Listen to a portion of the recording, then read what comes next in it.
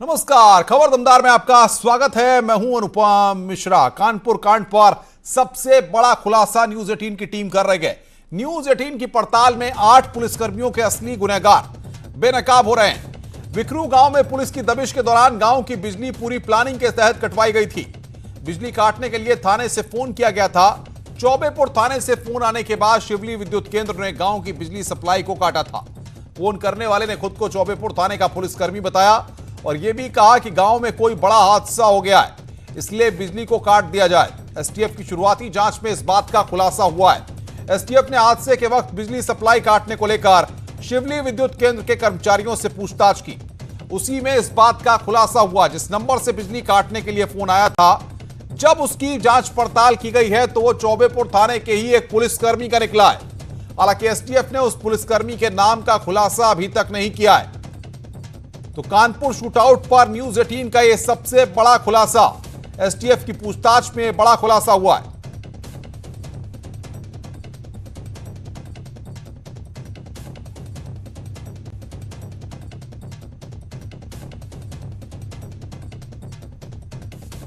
विक्री गांव की बिजली काटने के लिए बकायदा थाने से पुलिसकर्मी फोन करता है कि गांव में बड़ा हादसा हो गया है, गांव की बिजली को काट दिया जाए। तब शिवली विद्युत केंद्र के जो जेई और कर्मचारी वहां पर काम करते हैं, उन्होंने गांव की बिजली को काट दिया।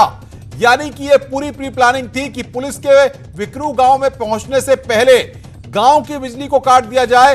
विकास दुबे ने बकायदा वहां पर जेसीबी लगाकर रखी थी, यानी अंधेरे का फायदा उठा करके विकास और उसके गुर्गे पुलिस की टीम पर हमला कर सकें। हमारे संवाददाता जब बिजली घर में पहुंचे और वहां पर बिजली विभाग के कर्मचारियों से उन्होंने जानना चाहा, तब क्या हुआ, सुनिए जरा। थाने से साहब भेजे, शिवली थाने से। उसका नाम क्या है लड़के का जो लाइनमैन को पुलिस ले गई है?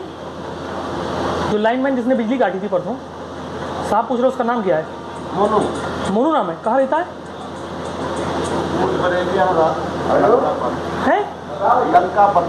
अच्छा, तो ये क्या नाम है ये बताओ। ये जो मोनू था वो ये थाने से आए। आओ चलो थाने चलो, वहीं से आए। बात हुआ भाई साहब नहीं बैठेंगे नहीं, साहब ने पूछा कुछ चीज, वही पूछ के हमें जाना है जल्दी। कोरोना चल रहा, बैठेंगे। ये बताओ, ये मोनू जो था, ये लाइनमैन था, क्या था यार? लाइनमैन है, लाइनमैन प्राइवेट लाइनमैन है, प्राइवेट लाइन सब प्राइवेट। बिजली से नहीं काटी थी रात में? बिजली वहाँ से एक नंबर आया था। अच्छा, चौबेपुर से। हाँ, कि थाने से मैं बोल रहे हो बत्ती बिकरू काट दो। अच्छा, ये बात भाई, नंबर तो उसका लिखा है, नंबर देखो कहाँ नंबर लिखे वो दिया है उनका। वो नहीं वो तो दिया है साहब को, तो बताया नहीं उसने पुलिसकर्मी कौन था, क्या नाम था? कुछ ऐसे कुछ क्या नाम था? अखिलेश नहीं। अरे देखो दरोगा जी का आया नंबर।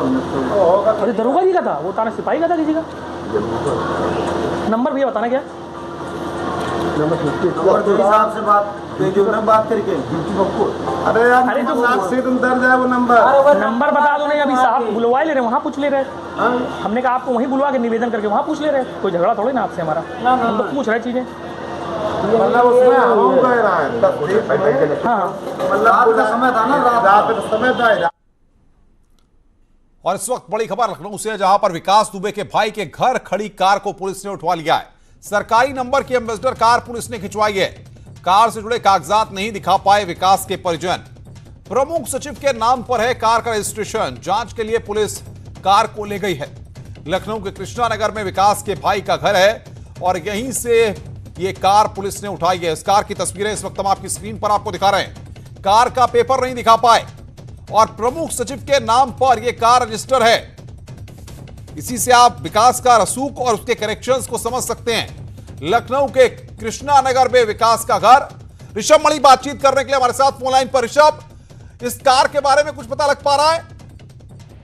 अनुभव, देखिए इससे पता चलता है विकास दुबे की शख्सियत कैसी थी। उसको इस तरह हाई फाई तरीके से रहने का शौक था, इसीलिए उसने नीलामी में ये सरकारी एम्बेसडर कार, तो एम्बेसडर कार उसने खरीदी थी नीलामी में, और इसने रजिस्ट्रेशन नंबर चेंज नहीं करवाया था। जबकि ये नियम है कि नीलामी में खरीदने के 1 महीने बाद रजिस्ट्रेशन नंबर चेंज करवाना पड़ता है, इसलिए नहीं बदलवाया। और अभी जब आप वाहन ऐप पे डालते हैं या आरटीओ की किसी वेबसाइट से पता करते हैं तो ये एम्बेसडर कार जिसपे नंबर है UP 32BG 156, ये सरकारी सीरीज का नंबर है, जो सरकार के अधिकारी जिस सीरीज के वाहनों से चलते हैं ये उस सीरीज का नंबर है, और अभी भी प्रिंसिपल सेक्रेटरी के नाम पर ये रजिस्ट्रेशन नंबर दिखाई दे रहा है। इसने ये चेंज नहीं करवाया था, और एक बात जरूर साबित होती है अपना रसूख दिखाने के लिए, वो इसी सरकारी नंबर की अम्बेसडर कारों का इस्तेमाल करता रहा होगा। परिवार कोई कागजात नहीं दिखा पाया, लिहाजा पुलिस ने 2 अम्बेसडर कार और एक बुलेट मोटरसाइकिल को सीज कर दिया है। बिल्कुल ऋषभ, बहुत बहुत शुक्रिया हमारे साथ जुड़ने के लिए और तमाम अपडेट्स देने के लिए। ऋषभ मणि हमारे संवाददाता बता रहे थे कि किस तरीके से यहां पर धोखाधड़ी उसकी फितरत थी। आगे बढ़ते, कानपुर के जिस गांव में गैंगस्टर विकास दुबे और उसके गुर्गों में खूनी खेल खेला था, अब वहां पर सन्नाटा पसरा हुआ है। न्यूज 18 की टीम आज फिर चौबेपुर के बिकरू गांव पहुंची, जहां पर अब सन्नाटा ही सन्नाटा है। गांव के लोग पहले ही विकास के खौफ से सहमे रहते थे, लेकिन अब उसके यहां से भागने के बाद भी गांव में दहशत है। इस वक्त मैं बिकरू के उस गांव में हूं जहां विकास दुबे की सल्तनत थी। आज वो सब डिमोलिश हो चुकी है। उसके बाद से आप देखिए अधिकतर लोग घरों पर ताले डाल के चले गए। कुछ को पुलिस पूछताछ के ले गई तो कुछ के गलों में ये ताले दिखाई दे रहे हैं। अगर हम इस तरफ की भी बात करें, देखिए दहशत क्या चीज़ है। घर जाने के बाद 1 ताला और इसके बाद 2 ताले यहाँ लगाए गए, और जहाँ देखिए किस तरह चेहरे इन लोगों के उतरे हुए, इन बच्चों के या जो यहाँ रहते हैं, कुछ भी बताने की स्थिति में नहीं है। और उसके बाद कहीं ना कहीं इन लोगों के चेहरे उतरे हुए हैं, और जहाँ जहाँ घर पे नजर जाए ताला है या तो कोई बताने वाला नहीं है। कहीं ना कहीं लोगों के अंदर गांव के लोग खड़े, उनसे हम बात करने की कोशिश करते हैं। देखिए महिलाएं पुरुष तो शायद इस गांव में कोई ना के बराबर दिखे। हम इनसे बात करते हैं। अब जो आप जैसे आप डरे हैं तैसे हम भी डरते हैं। और का क्या दहशत थी विकास दुबे की? अरे दहशत अब कुछ भी हो, अब क्या बताओ, जब को क्यों मैया हमें नहीं डर लगता किसी से। जो बात है आराम से खुल के कहो, और अभी बाकी हम किसी से नहीं डरते। लोग रहते थे अधिकतर। वैसे मेरे ख्याल से मेरे मालूम तो कोई नहीं रहता था। देखिए कहीं ना कहीं एक बच्चे ने साहस किया इस बात को बताने का कि वो नहीं डरती है, लेकिन अधिकतर घरों पे लटके ताले और महिलाओं के सुस्त चेहरे इस बात का गवाह है कि उसकी दबंगई के आगे ये लोग नतमस्तक। जर्नलिस्ट आशीष पांडे के साथ अमित गंजू, न्यूज 18 बिकरू, चौबेपुर, कानपुर। कानपुर मुठभेड़ में मारे गए सब इंस्पेक्टर नेबूलाल बिंद का भदोही सीतामढ़ी गंगा घाट पर अंतिम संस्कार किया गया। नेबूलाल के पिता ने, आपको बता दें कि बेटे को मुखाग्नि दी। नेबूलाल प्रयागराज जिले के भीटी गांव के रहने वाले थे। जब इनका शव गांव लाया गया तो लोगों की भारी भीड़ उनके घर पहुंच गई। प्रयागराज डीएम, एसएसपी और भदोही के सांसद ने भी उन्हें श्रद्धांजलि दी, साथ ही परिवार वालों को मदद का आश्वासन दिया। प्रयागराज जिले के भीटी के रहने वाले सब इंस्पेक्टर नेबूलाल बिंद शहीद हो गए हैं। उनका अंतिम संस्कार भदोही जनपद के सीतामढ़ी गंगा घाट पर किया जा रहा है। आप यहाँ देख सकते हैं कि बड़ी संख्या में यहाँ लोगों की भीड़ है। लोग उनके अंतिम संस्कार में यहाँ पहुँचे हुए हैं। उनके जो पिता हैं वह मुखाग्नि देंगे। बहुत बड़ी तादाद में लोग यहाँ पहुँचे हैं। भदोही जनपद के तमाम बड़े अधिकारी, सांसद, विधायक यहाँ पर उपलब्ध हैं। सभी लोग अंतिम संस्कार में पहुंचे हुए हैं। उनके पिता हमारे साथ हैं, उनसे बात करते हैं। क्या कहेंगे इस घटना के बारे में? सर जी हमारे यही कहना है, जो कह दिया कि बेटा हमारा इसलिए से हमारा हत्या उसका हत्या करो, और हमारे बेटा का नाम अमर कर दीजिए। हमारा कई पुष्ट अमर रहे, कितना नौजवान कर देगा। एक हम अपने लिए नहीं, तो ये शहीद के पिता हैं, जिनका कहना है कि जो आरोपी है उसको कड़ी सी कड़ी सजा मिलनी चाहिए। जो उनके बेटे के साथ हुआ है यह आरोपी के साथ भी होना चाहिए। दिनेश पटेल, न्यूज 18 भदोही। प्रियंका गांधी जल्द ही दिल्ली से लखनऊ शिफ्ट हो सकती हैं। इस बीच प्रियंका को उनके एक प्रशंसक ने वाराणसी में एक मकान गिफ्ट किया है। फिलहाल प्रियंका ने एक गिफ्ट स्वीकार नहीं किया है। इस रिपोर्ट को आप देखिए।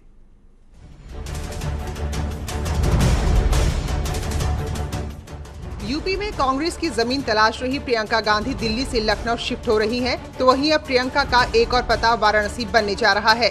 वाराणसी में प्रियंका के एक प्रशंसक ने अपना आशियाना गिफ्ट किया है। 2 मंजिला इस मकान में वो सारी सुख सुविधाएं मौजूद हैं, जिससे ये मकान किसी राजनेता के लिए बिल्कुल परफेक्ट साबित हो सके।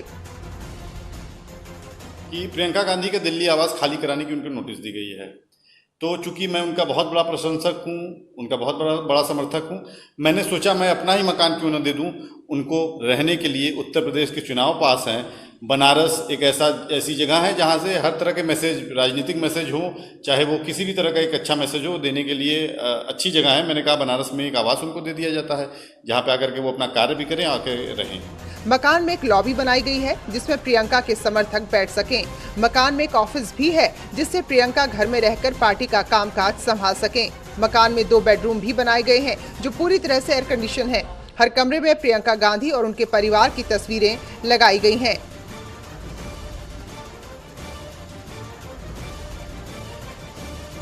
देखिए, इस मकान में ऑफिस से लेकर के उनके वेटिंग रूम, जहाँ पे उनके अगर मिलने वाले कोई आ रहे हैं वो बैठ सकें, ड्राइंग रूम जहाँ पे वो अपनी मीटिंग लिख सकें, मीटिंग रूम, और आपने भी बेडरूम भी दिखाया, बेडरूम है, बच्चों के लिए उनके बेडरूम है, पूजा करने की व्यवस्था, किचन, सारी चीज़ यहाँ पे तैयारी है। सिर्फ उन्हें यहाँ पे आ करके रहना है। जिस दिन वो आएंगी हम उनका गृह प्रवेश करके स्वागत करेंगे और उन्हें ये मकान सुपुर्द कर देंगे। बिल्कुल, ये पूरी कवायद दिल्ली में जब उनका बंगला खाली कराया गया उसके बाद से शुरू की गई। भले ही लखनऊ में प्रियंका गांधी की व्यवस्थाएं हो रही हों, लेकिन पीएम मोदी के संसदीय क्षेत्र में उनकी रहने की व्यवस्था इसीलिए की गई है ताकि आने वाले चुनाव में वो यहाँ पर रहकर पूरी तैयारी कर सकें। प्रधानमंत्री मोदी का संसदीय क्षेत्र बनने के बाद से वाराणसी यूपी की सियासत की धुरी बन चुका है, जहां से पूरे पूर्वांचल में बीजेपी का परचम लहरा रहा है। ऐसे में प्रियंका अगर वाराणसी शिफ्ट होती हैं, तो कांग्रेस पूर्वांचल में अपनी खोई जमीन भी तलाश सकती है। न्यूज़ 18 के लिए वाराणसी से उपेंद्र द्विवेदी की रिपोर्ट। इधर भारतीय जनता पार्टी ने आज वीडियो कॉन्फ्रेंसिंग के जरिए सेवा ही संगठन कार्यक्रम का आयोजन किया। इसमें खुद पीएम मोदी भी वीसी के जरिए जुड़े, साथ ही उत्तर प्रदेश के मुख्यमंत्री योगी आदित्यनाथ और कैबिनेट के नेता भी शामिल हुए। कॉन्फ्रेंस में बोलते हुए यूपी बीजेपी के अध्यक्ष स्वतंत्र देव सिंह ने कहा कि बीजेपी ने कोरोना काल में लोगों की सेवा की है। उन्होंने बीजेपी कार्यकर्ता 4 करोड़ से ज्यादा लोगों तक पहुंचे हैं। 40,54,000 लोगों को राशन किट वितरित किए गए, 92,44,000 लोगों को मास्क वितरित किए गए और 8,50,000 अधिक मास्क महिलाओं के द्वारा बनाया गया। 2 करोड़ से अधिक लोगों को आरोग्य सेतु ऐप से इंस्टॉल कराया गया। प्रयागराज से खबर, 4 लोगों की हत्या के मामले में अभी तक पुलिस के हाथ खाली हैं। इस बीच मृतकों की पोस्टमार्टम रिपोर्ट भी आ गई। रिपोर्ट में लड़की से रेप की पुष्टि नहीं हुई है। कल ग्रामीणों ने इसी बात को लेकर हंगामा काटा था। कोलागढ़ के देवापुर गांव में एक परिवार के 4 लोगों की हत्या हुई थी, साथ ही एक महिला गंभीर रूप से घायल है। इसका इलाज किया जा रहा है। फिलहाल पुलिस जल्द ही आरोपियों की गिरफ्तारी की बात कह रही है। जो सबसे बड़ी बात है, पोस्टमार्टम में हुआ उसमें कोई भी रेप की पुष्टि नहीं हुई और जो हम लोग विवेचना कर रहे हैं उसमें 2 एंगल्स जिसमें हम काम कर रहे हैं। एक तो कोई पारिवारिक दुश्मनी और दूसरी कोई ऐसा कोई गैंग है जो इस तरह का कार्य किया है जिसने, तो विवेचना चल रही है। हम जल्दी ही इस घटना का खुलासा करेंगे। जौनपुर के खुटहन थाना क्षेत्र गजेंद्रपुर गांव में 2 पट्टीदारों के बीच खेत की जुताई को लेकर खूनी संघर्ष किए जाने का मामला सामने आया है। मारपीट में घायल अभय प्रताप यादव की अस्पताल में ले जाते समय रास्ते में मौत हो गई, जबकि मारपीट के दौरान मृतक के माता पिता समेत 5 लोग घायल हो गए हैं, जिन्हें पुलिस इलाज के लिए पास के सरकारी अस्पताल में भर्ती कराया गया है। पुलिस हत्या की सूचना पर मौके पर पहुंचकर आरोपियों की तलाश में जुट गई है। 2 पट्टीदारों के बीच खूनी संघर्ष से इलाके में सनसनी फैल गई।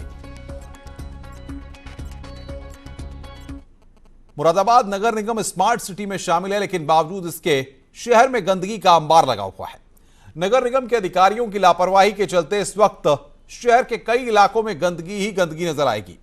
यहां नाले सफाई के नाम पर निकाली गई सिल्ट दुकानों के आगे जानबूझकर छोड़ दी जाती है।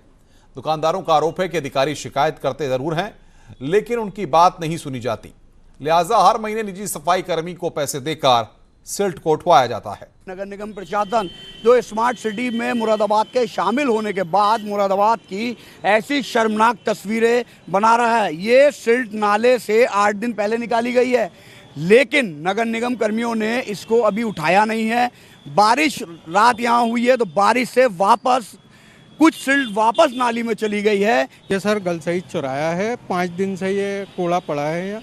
यहाँ से सारे अधिकारी भी गुजरते हैं, किसी तरह की कोई यहाँ पे सुनवाई करते नहीं है। अगर कोई शहर में आएगा तो वो यहाँ की ये तस्वीरें देखेगा, इस तरह यहाँ कूड़े का ढेर उसका इस्तकबाल करेगा। इसके बाद मैं इधर भी दिखाऊंगा, दूसरी तरफ ये मंडी चौक बर्तन बाजार जाने वाली सड़क है। आप यहाँ भी देख सकते हैं कि इस तरह चौराहे पे एक मेन होल खुला हुआ है, इसमें ये सरिये खड़े हुए हैं। अगर ये कोई यहाँ रात के अंधेरे में गिर जाए वाहन सवार तो ये सरिया उसकी जान भी ले सकता है, उसे घायल भी कर सकता है। ये आप देख सकते हैं एक नज़ारा स्मार्ट सिटी का। इसके बाद बात करेंगे हम गल शहीद चौराहे की।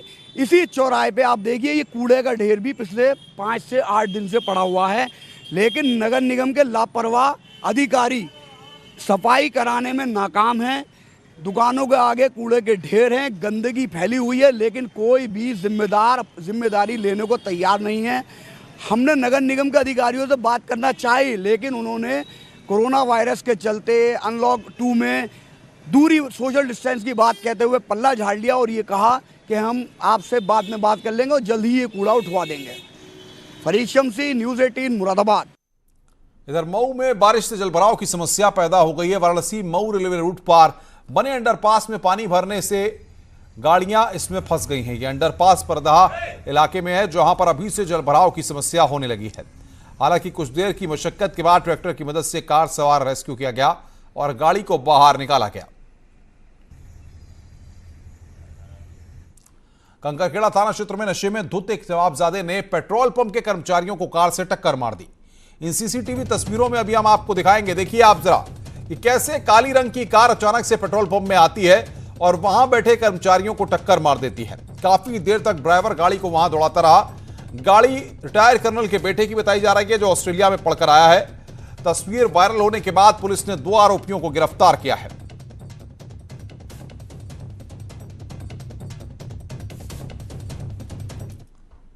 उत्तर प्रदेश में आकाशीय बिजली का कहर बरपा हुआ है। आकाशीय बिजली से राज्य में 14 लोगों की मौत हुई है।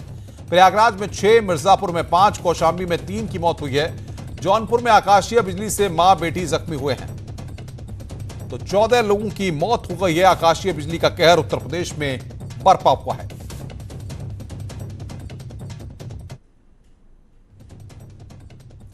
खबर दमदार में रुक रहे हैं एक ब्रेक के लिए। ब्रेक के बाद जल्द हाजिर होते हैं।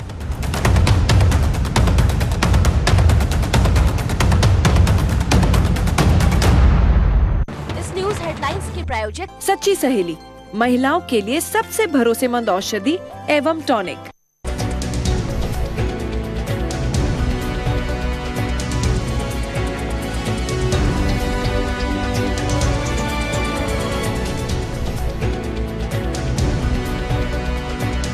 इस न्यूज़ हेडलाइंस के प्रायोजक सच्ची सहेली, महिलाओं के लिए सबसे भरोसेमंद औषधि एवं टॉनिक। मेरे मकई के और D2H के चैनल नंबर 306 पर कोरोना की हर खबर देखते रहिए न्यूज़ 18 इंडिया पर।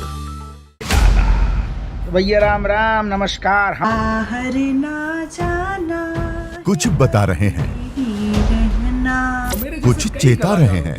आपने लॉकडाउन के दौरान देखा कि हम क्या कर रहे हैं। कोरोना काल में लोग एक दूसरे को समझा रहे हैं। बड़े बड़े लोग वीडियो बना रहे हैं। आप गाना जानते हैं तो गाइए या फिर अपना हुनर दिखाइए। वीडियो बनाइए और हम तक पहुंचाइए और घर बैठे बनिए स्टार।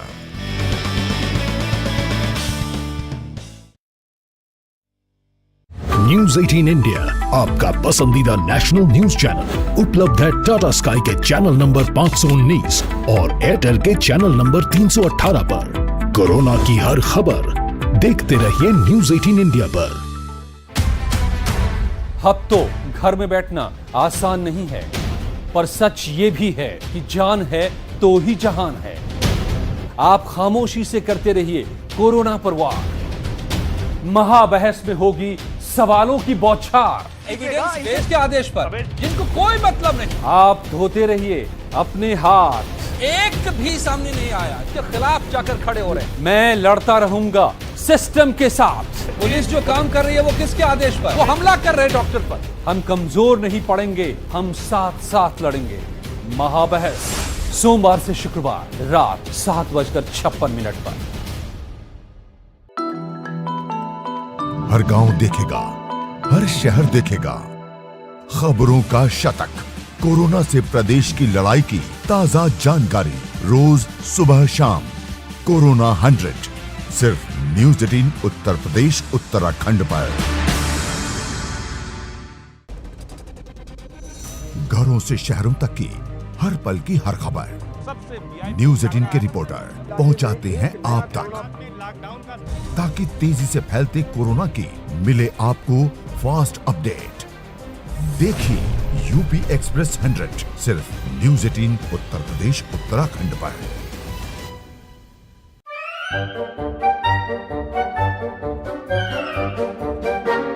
अखबार हुआ ठप, आउटडोर हुआ बेकार, टीवी ही दे रहा है विज्ञापन को तेज रफ्तार।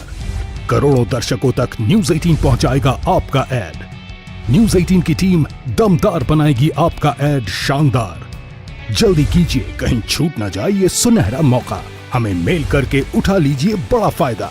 ये स्पेशल ऑफर है अगले 15 दिनों तक। साथ ही मिलेगा हमारी वेबसाइट पर प्रमोशन। आज ही मेल करें adsales@nw18.com पर। न्यूज़ 18 इंडिया, आपका पसंदीदा नेशनल न्यूज चैनल, उपलब्ध है डिश टीवी के चैनल नंबर 663 और D2H के चैनल नंबर 306 पर। कोरोना की हर खबर देखते रहिए न्यूज़ 18 इंडिया पर। भैया राम राम नमस्कार। बाहर ना जाना, कुछ बता रहे हैं, कुछ चेता रहे हैं। तो आपने लॉकडाउन के दौरान देखा कि हम क्या कर रहे हैं। कोरोना काल में लोग एक दूसरे को समझा रहे हैं, बड़े बड़े लोग वीडियो बना रहे हैं। आप गाना जानते हैं तो गाइए या फिर अपना हुनर दिखाइए, वीडियो बनाइए और हम तक पहुंचाइए और घर बैठे बनिए स्टार।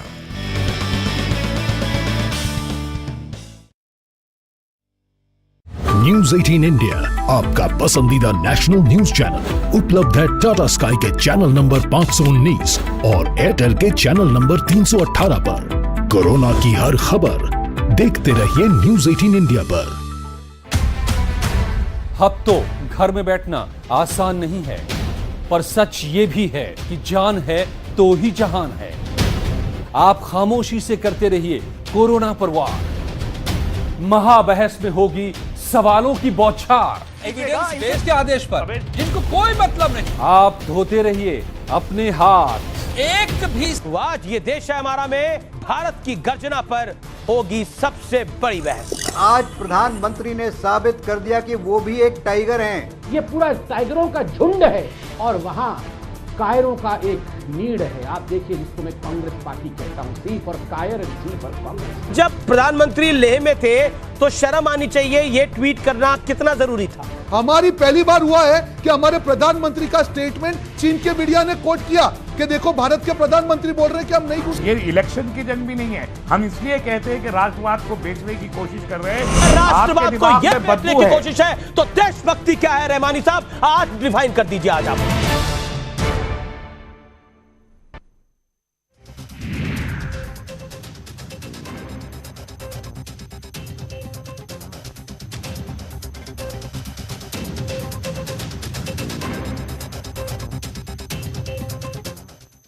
धो डाला वॉशिंग पाउडर एंड केक, शान से रहे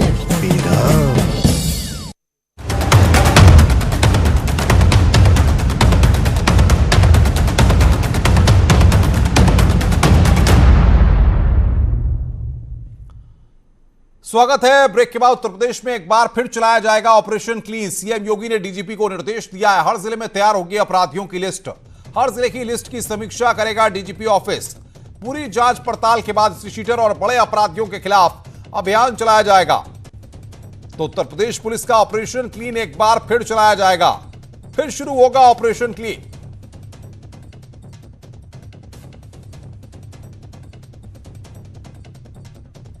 ऋषभ बड़ी बातचीत करने के लिए हमारे साथ फोन लाइन पर। ऋषभ, एक बार फिर बदमाशों से दो हाथ करने के लिए Uttar Pradesh police operation clean शुरू करने जा रही है। जी अनुपम, देखिए सीएम योगी की ओर से सख्त निर्देश दिए गए हैं डीजीपी को और ये कह दिया गया है जिला मुख्यालय पे, रेंज पे, जोन पे और खुद डीजीपी मुख्यालय में भी जितने भी अधिकारी वो अपनी जिम्मेदारी तय करेंगे। अपने निर्देशन में अपराधियों की लिस्ट बनवाएंगे और देखेंगे किस अपराधी पर क्या कार्रवाई हुई है, क्या वो कार्रवाई उचित है या नहीं है। क्योंकि विकास दुबे के इस मामले के बाद अब ये बात निकल के सामने आ गई है कि ऐसा अपराधी जिसके ऊपर 71 मुकदमे दर्ज थे, जिसमें 6 मुकदमे हत्या के भी शामिल थे, बावजूद उसके ऊपर पुलिस की इतनी सख्त कार्रवाई नहीं थी कि उसने इतनी हिमाकत की कि पुलिस टीम के ऊपर हमला कर दिया और 8 पुलिसकर्मियों को शहीद कर दिया। तो उसको देखते हुए पुलिस के पास जो क्रिमिनल्स की लिस्ट है, अब एक बार फिर उसका एनालिसिस होगा, वरिष्ठ अधिकारी खुद उसकी मॉनिटरिंग करेंगे और तय करेंगे कि किस अपराधी के साथ कैसा सुलूक होना चाहिए और एक तय समय के अंदर उस अपराधी के साथ वैसा नजर सुलूक बना किया। के रखिए, आगे भी हम आपसे अपडेट लेते रहेंगे। इस बुलेटिन में फिलहाल इतना ही। नमस्कार।